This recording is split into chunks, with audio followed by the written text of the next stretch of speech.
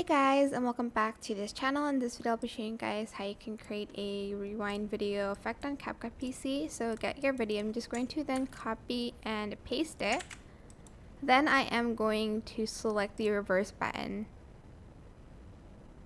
And once it's done loading, you're just going to go to speed and you're going to make it a little bit faster, and then you're going to add in this rewind overlay that you can get on YouTube. And again, it's like this short, so make sure you sped that up to that length. Go to the overlay and go to either brighten or screen, and that's it.